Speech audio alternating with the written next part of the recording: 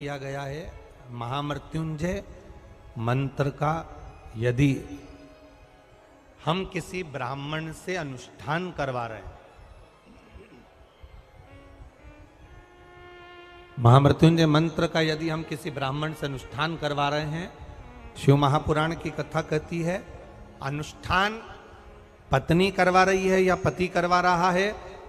सास करवा रही है या ससुर करवा रहा है, घर का जेठ करवा रहा है या जेठानी करवा रही है। शिव महापुराण की कथा कहती है जितने लोग आपके घर में रह रहे हैं, जितने लोगों के साथ आप 24 घंटे घर के अंदर रह रहे हैं, जब हम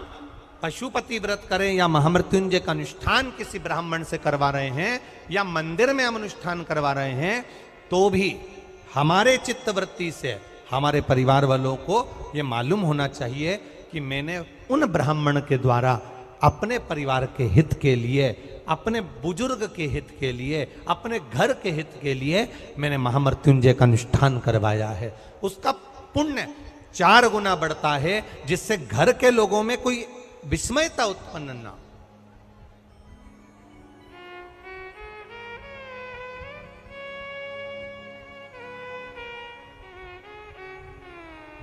हमारे भीतर कोई विस्मयता उत्पन्न ना हो, हमारे मन के भीतर कोई भेदभाव उत्पन्न ना हो।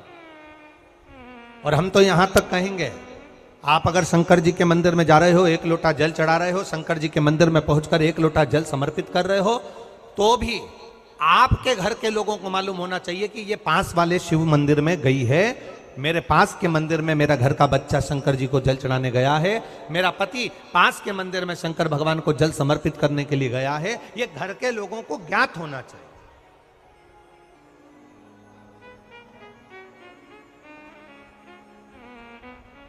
घर के लोगों को ये मालूम होना चाहिए कि ये पास के मंदिर में मेरी धर्म पत्नी गई है, पास के मंदिर में मेरे माता पिता गए, पास के मंदिर में मेरे परिवार के लोग हैं। ये आपकी चित्तवृत्ति में और परिवार की चित्तवृत्ति में ये बात रहना चाहिए, छुपा कर नहीं जाना।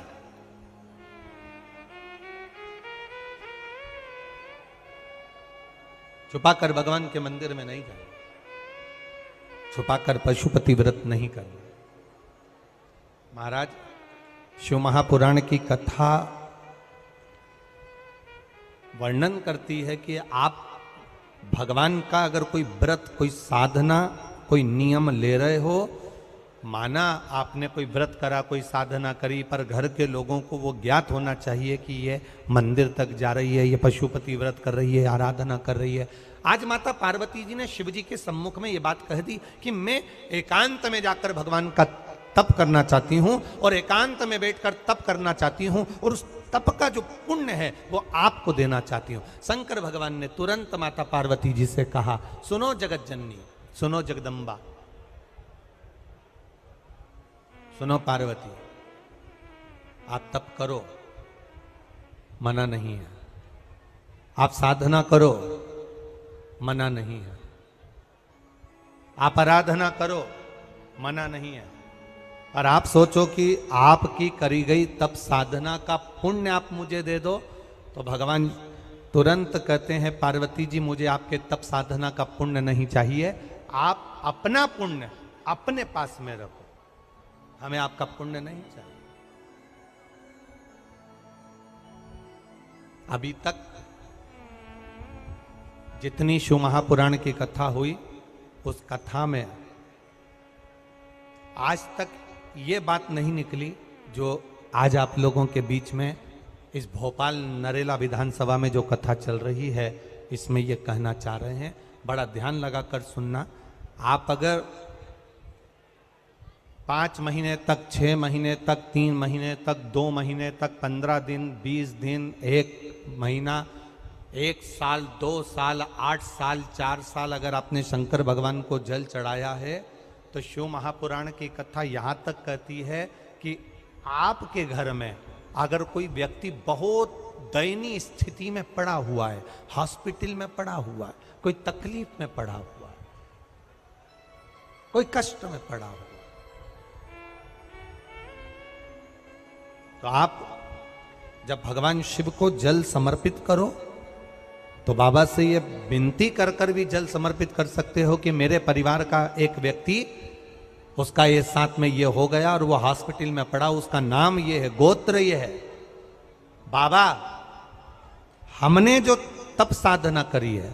हमने जो इतने महीने तक आपको जल समर्पित करा है, हमने जो बेलपत्र समर्पित करी है, मेरे बाबा आज स्वीकार करना। और जो हॉस्पिटल में पड़ा है, जो कर्जे में लदालूम पड़ा है, जो तकलीफ भोग रहा है, ऐसी कृपा करना बाबा कि मेरे 2 महीने जो मैंने जल चढ़ाया है, उस चढ़ाए गए जल का पुण्य मैं उसके खाते में देती हूं और उसको ठीक कर देना। यह पुण्य का भाग।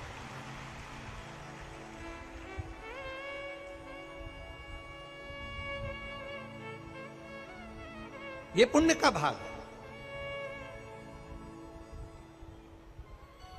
आप अपना पुण्य भी किसी जीव के कल्याण हेतु दे सकते हैं। अब किसी ने एक बार ये कथा सुनी और कथा सुनकर कहा, महाराज जी आप कहते हो कि शंकर जी पे चढ़े हुए जल का पुण्य भी हम किसी को दे सकते हैं क्या? शंकर जी को चढ़े हुए जल का पुण्य क्या किसी को दिया जा सकता है? क्यों नहीं दे सकते? क्यों प्रदान नहीं